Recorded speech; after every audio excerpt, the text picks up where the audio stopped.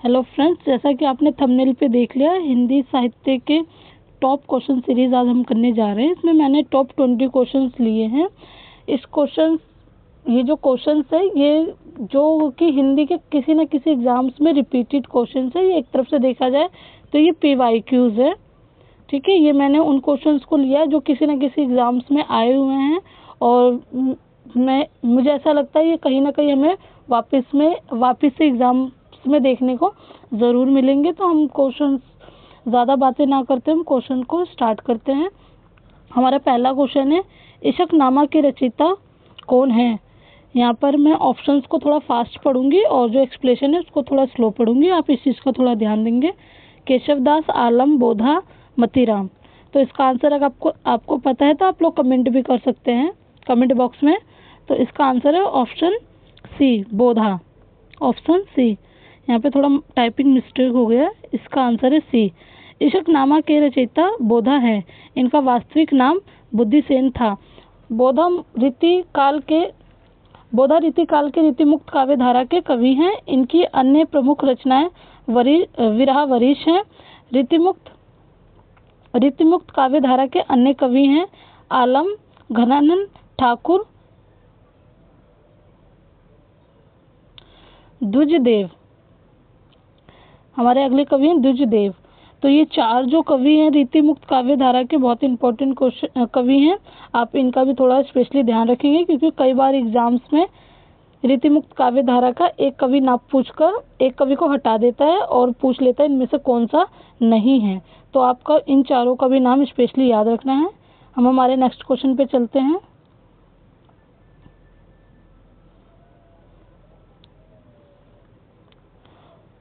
Question number दूसरा, फूल नहीं रंग बोलते हैं कविता किसका कविता संग्रह है। रांगे राघव, नागार्जुन, सुमन, केदारनाथ अग्रवाल। आंसर पता हो तो प्लीज कमेंट करें। इसका आंसर है ऑप्शन डी, केदारनाथ अग्रवाल। फूल नहीं रंग बोलते हैं कविता संग्रह प्रगतिवादी कवि केदारनाथ अग्रवाल का है। तो यहाँ पे हमें एक चीज और पता चला, ये प्रगतिवादी कवि हैं। इनके अन्य प्रमुख कविता संग्रह हैं युग की गंगा 1947 में लिखा गया था। नींद के बादल, वो भी 1947 में लिखा गया था। आग का आईना 1970 में लिखा गया था। अपूर्वा 1984 में लिखा गया था।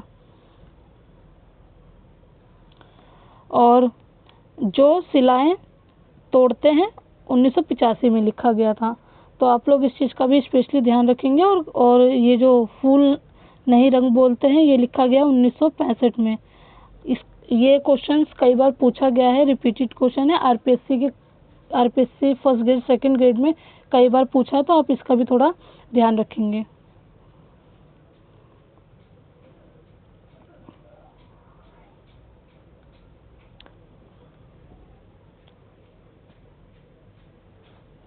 क्वेश्चन नंबर 3 है हमारा, भारतेंदु हरिश्चंद्र ने काव्य धारा को किस ओर मोड़ा।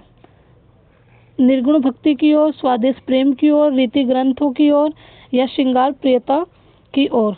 तो इसका आंसर है ऑप्शन बी, स्वादेश प्रेम की ओर। ऑप्शन बी, भारतेंदु पूर्व काव्य धारा में भक्ति तथा श्रृंगार की प्रवृत्ति थी। जो इनसे पहले कविताएं लिखी गई थी भारतेंदु युग से पहले, उसमें श्रृंगार और भक्ति ज्यादा देखने को मिलती थी। जबकि भारतेंदु हरिश्चंद्र के युग अनुरूप काव्य की धारा को स्वादेश प्रेम की ओर मोड़ा गया था।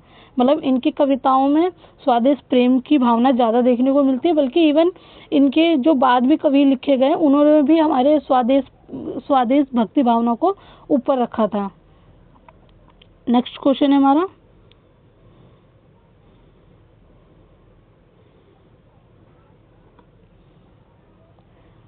क्वेश्चन नंबर 4, वरदे वीणा वादनी वरदे, ये सरस्वती वंदना किस कवि ने लिखी है। महादेवी वर्मा, सुमित्रा नंदन पंत, जयशंकर प्रसाद, सूर्यकांत त्रिपाठी, निराला। तो आंसर इसका आपको पता है तो कमेंट करें। इसका आंसर है ऑप्शन डी, यानी सूर्यकांत त्रिपाठी निराला जी। वरदे वीणा वादिनी वरदे, ये सरस्वती वंदना सूर्यकांत त्रिपाठी निराला जी ने लिखी है। निराला हिंदी कविता में मुक्त छंद के प्रवर्तक माने जाते हैं। ये इंपॉर्टेंट फैक्ट है इनका।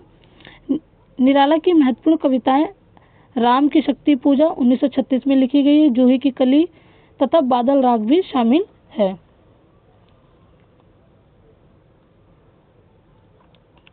नेक्स्ट क्वेश्चन है हमारा क्वेश्चन नंबर 5। बिहारी ने अपने काव्य में किस छंद को अपनाया? कवित, दोहा, छप्पे, सेवैया। ठीक है, इसका आंसर है आंसर बी यानी दोहा। बिहारी ने अपने काव्य में दोहा छंद का प्रयोग किया है। यह रीति सिद्ध कवि हैं। तो हमको एक चीज और याद रखना है, जो बिहारी है वो रीति सिद्ध के कवि हैं।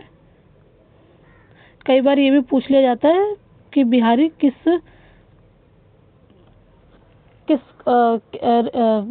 ये भी पूछ लिया जाता है बिहारी किस काल के कवि हैं, तो ये है रीति सिद्ध के हैं। ठीक है। संस्कृत के आचार्य बलदेव उपाध्याय ने लिखा है, बिहारी दोहा के बादशाह हैं। बिहारी की एकमात्र रचना बिहारी सत्सई दोहा छंद में रचित है। ठीक है, तो आपको ये भी चीज याद रखना है।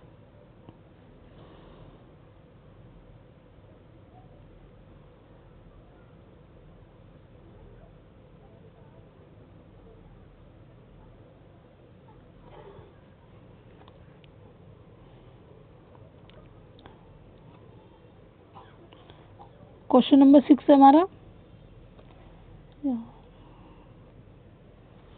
कौन सा कवि एक भारतीय की आत्मा के नाम से भी कविता लिखता था? क्वेश्चन नंबर 6 है, वापस से रिपीट कर देती हूँ एक बार। कौन सा कवि एक भारतीय आत्मा के नाम से भी कविता लिखता था? केदारनाथ अग्रवाल, भवानी प्रसाद मिश्र, माखनलाल चतुर्वेदी, शंभुनाथ सिंह। आंसर पता है तो प्लीज कमेंट बॉक्स में कमेंट करें। इसका ऑप्शन है ऑप्शन सी, माखनलाल चतुर्वेदी। माखनलाल चतुर्वेदी एक भारतीय आत्मा के भी नाम से कविता लिखते थे। इनकी प्रसिद्ध कविता कैदी और कोकिला तथा पुष्प की अभिलाषा आदि है।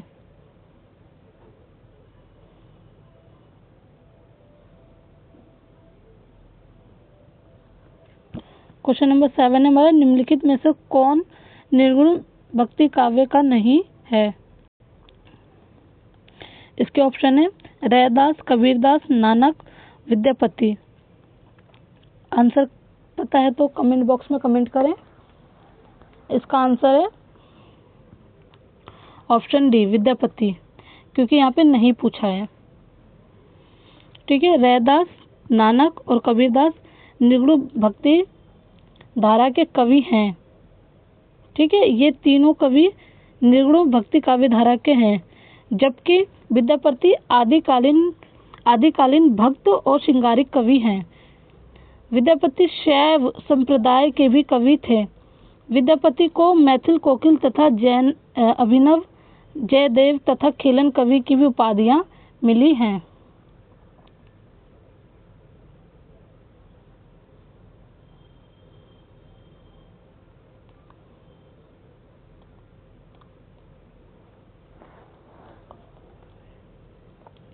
क्वेश्चन नंबर 8 है हमारा, किस ग्रंथ में राधा कृष्ण के प्रेम का अनूठा वर्णन है? मृगावती, पदावली, पद्मावत, मधुमालती। आंसर है इसका ऑप्शन बी, पदावली। ठीक है, राधा कृष्ण की बातें और उनके प्रेम को किस काव्य में दर्शाया गया है? तो यह है पदावली में। राधा कृष्ण के प्रेम का अनूठा वर्णन पदावली में मिलता है। पदावली की रचना विद्यापति ने मैथिली में की है। ठीक है, तो ये किसकी रचना है? ये विद्यापति की है। निराला ने पदावली के श्रृंगारिक पदों की मदकाता को नागिन की लहर कहा है। नेक्स्ट क्वेश्चन पे चलेंगे। केशवदास, क्वेश्चन नंबर 9 है, केशवदास किस राजा के आश्रय में थे? ऑप्शन ए है बूंदी के राजा भव सिंह, छत्रसाल, ओरछा के राजा इंद्रजीत सिंह या शिवजी।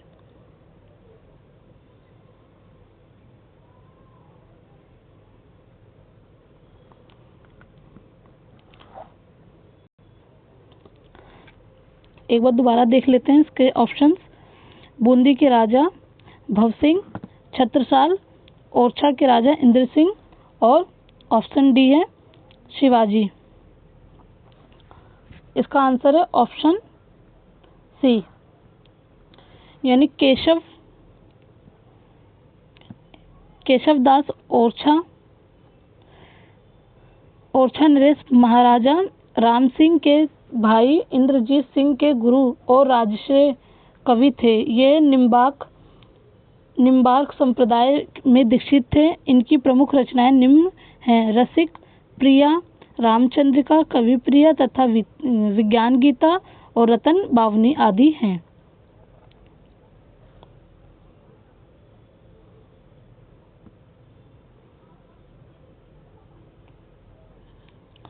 क्वेश्चन नंबर 10 है हमारा, रास पंचाध्यायी किसकी विख्यात रचना है? सूरदास, तुलसीदास, केशव या नंददास? तो आंसर है इसका ऑप्शन डी, यानी नंददास। रास पंचाध्यायी नंददास की रचना है। नंददास अष्टछाप के कवियों में शामिल कवि हैं। ठीक है, ये बहुत इंपॉर्टेंट लाइन है ये अष्टछाप वाली। रास पंचाध्यायी रोला छंद में लिखा गया है। यह 5 अध्यायों में विभक्त है। नंददास के अन्य प्रमुख ग्रंथ इस प्रकार हैं सुदामा चरित्र, रसमंजरी, रूपमंजरी, विरह मंजरी, शाम सगाई तथा सिद्धांत पंच अध्यायी आदि। जो ये इनका सुदामा चरित्र बहुत इंपॉर्टेंट है, पेपर में आ चुका है कई बार, इसका आप ध्यान रखेंगे। क्वेश्चन नंबर 11 है हमारा, बनारस अखबार का संचालन किसने किया? राजा लक्ष्मण सिंह ने, राजा शिव प्रसाद सितारे हिंद ने, या पांडे बेचन शर्मा उग्र ने, या बालकृष्ण भट्ट ने? तो आंसर है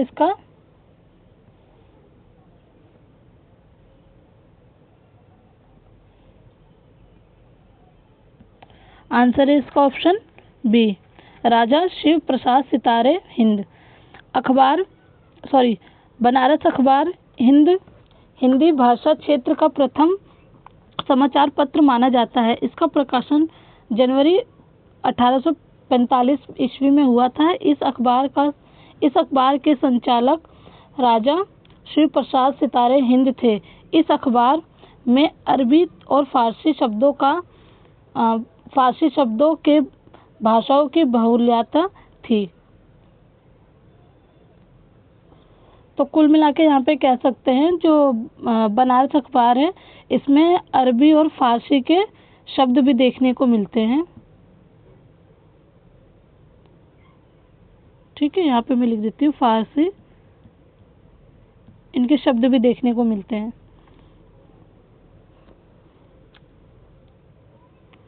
नेक्स्ट क्वेश्चन है हमारा, क्वेश्चन नंबर 12 है हमारा, काव्य निर्णय का रचयिता कौन है? घनानंद, मतीराम, बिहारी, भिखारीदास? आंसर पता है तो आप लोग कमेंट कर सकते हैं। इसका आंसर है ऑप्शन डी, यानी भिखारीदास। काव्य निर्णय के रचयिता भिखारीदास हैं। ये रीतिकाल के रीतिबद्ध काव्य धारा के कवि हैं। भिखारी दास की प्रमुख रचनाएं निम्न हैं: रस सारांश 1742 में लिखा गया, काव्य निर्णय लिखा गया 1746 में, और श्रृंगार निर्णय लिखा गया 1750 में।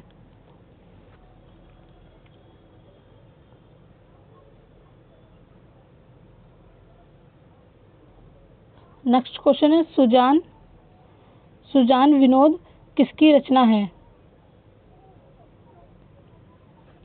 ऑप्शन इसका देव, चिंतामणि, घनानंद या पद्माकर? तो आंसर है इसका ऑप्शन ए, यानी देव। सुजान विनोद देव की रचना है। इनका मूल नाम देवदत्त था।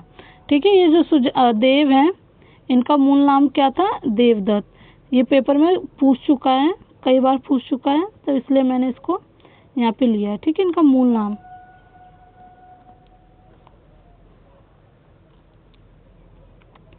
देव आचार्य और कवि दोनों के रूप में प्रसिद्ध हैं। देव कविताओं में अविधा को महत्व देते हैं, यानी जो देव कवि हैं ये किस किस रूप में प्रसिद्ध है? एक तो आचार्य के रूप में और दूसरा कवि के रूप में। ठीक है, तो इन्होंने दोनों के रूप में विख्याति प्राप्त की थी। और ये अविधा को ज्यादा महत्व देते हैं। ये ज्यादातर सीधी, इनकी कविताओं में ज्यादातर सीधी और स्पष्ट बात कही गई है, इसलिए उसको ज्यादा महत्व देते हैं अपनी रचनाओं में।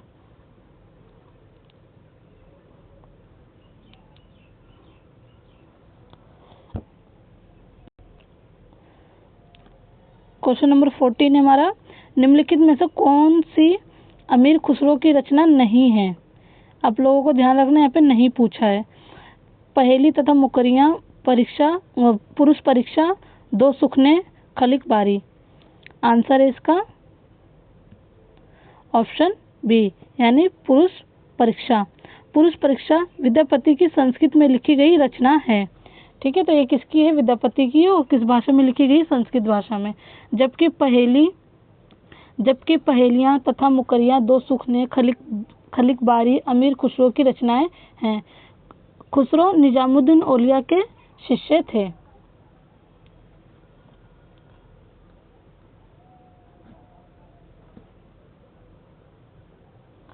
क्वेश्चन नंबर 15 है हमारा, मैथिली शरण गुप्त के साहित्यिक गुरु कौन थे? पंडित रामचंद्र शुक्ल, भारतेंदु हरिश्चंद्र, पंडित महावीर प्रसाद द्विवेदी, पंडित प्रताप नारायण मिश्र। तो आंसर इसका पता है, आप लोग कमेंट बॉक्स में कमेंट भी कर सकते हैं। तो इसका आंसर है ऑप्शन सी, यानी पंडित महावीर प्रसाद द्विवेदी जी हैं। राष्ट्रकवि मैथिली शरण गुप्त को अपना साहित्यिक गुरु आचार्य महावीर प्रसाद द्विवेदी जी को मानते हैं।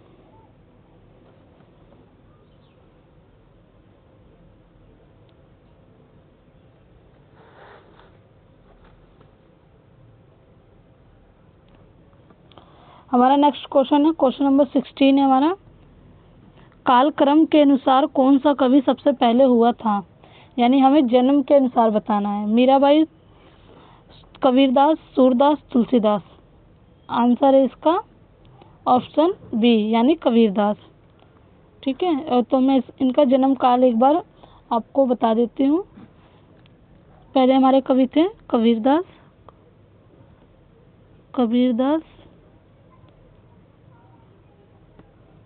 सूरदास,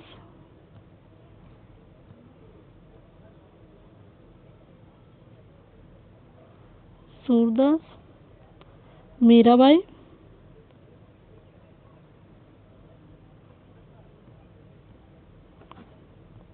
और चौथे हैं हमारे तुलसीदास।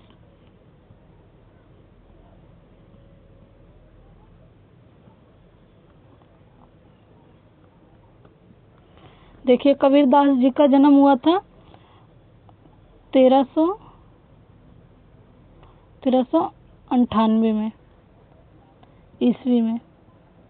ठीक है, और सूरदास का हुआ था 1478 ईस्वी को, 1478। और मीराबाई जी का हुआ था 1516 ईस्वी में, और तुलसीदास का हुआ था 1532 में ईस्वी में। ठीक है, तो ये इनका जन्म काल है, आप इसको भी नोट डाउन कर सकते हैं।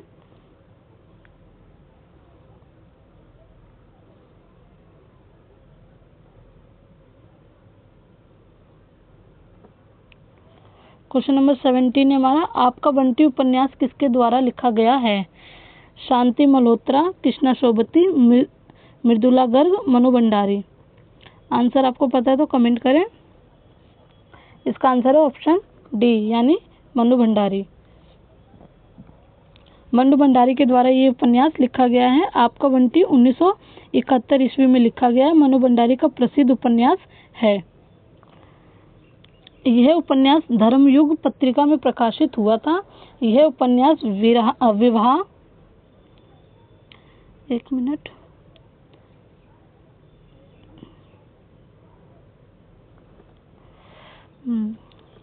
यह उपन्यास विवाह विच्छेद की त्रासदी में एक बच्चे की मनोदशा को केंद्र में रखकर रचा गया उपन्यास है।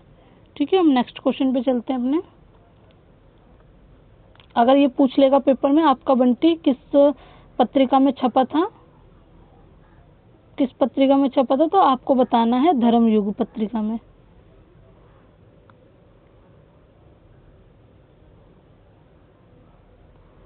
क्वेश्चन नंबर 18 है हमारा।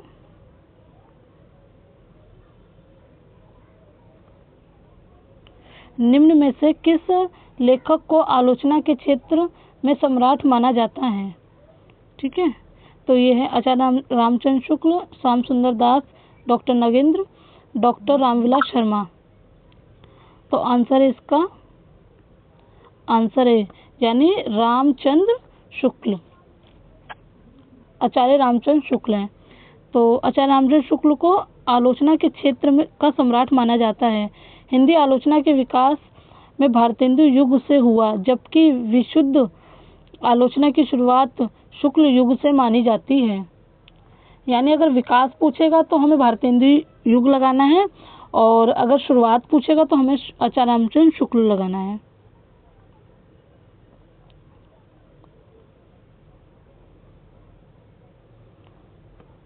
क्वेश्चन नंबर 19 है हमारा। निम्नलिखित लेखकों में से किसका व्यंग्यात्मक निबंध शिव शंभू का चिट्ठा में संग्रहित है? तो ये है प्रताप नारायण मिश्र, अंबिका दत्त व्यास, बाल मुकुंद गुप्त, भारतेंदु हरिश्चंद्र। तो इसका आंसर आप लोग को पता है तो कमेंट करें। इसका आंसर है ऑप्शन सी, यानी बाल मुकुंद गुप्त।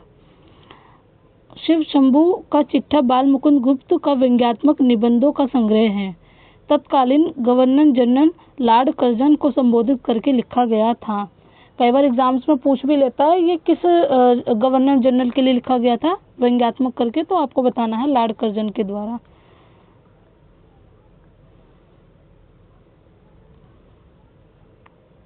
ये देखिए लॉर्ड कर्जन के द्वारा इनको संबोधित करके लिखा गया था।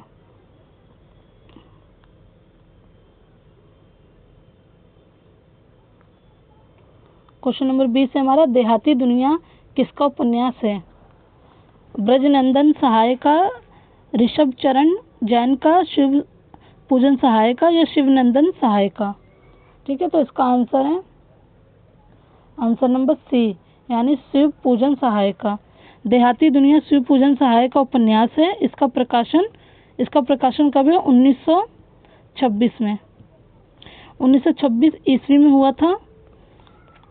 देहाती दुनिया को आंचलिक उपन्यास भी माना जाता है। 1924 में शिवपूजन सहाय ने प्रेमचंद के साथ माधुरी का संपादन किया था। यानी शिवपूजन जी शिवपूजन और प्रेमचंद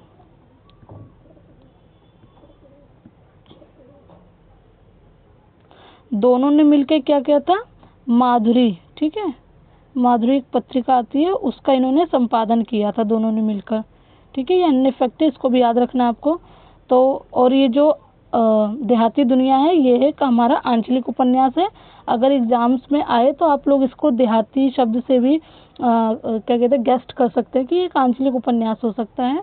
तो आज के जो हमारे टॉप 20 क्वेश्चन है वो यहीं पे ख़त्म होते हैं। अगर आपको मेरे क्वेश्चन सीरीज अच्छी लगी हो तो आप लोग इसे शेयर करें, ज़्यादा से ज़्यादा लाइक करें, कमेंट करें। और आज के लिए इतना ही, अगली वीडियो में हम जल्दी मिलेंगे। तब तक के लिए जय हिंद, जय भारत।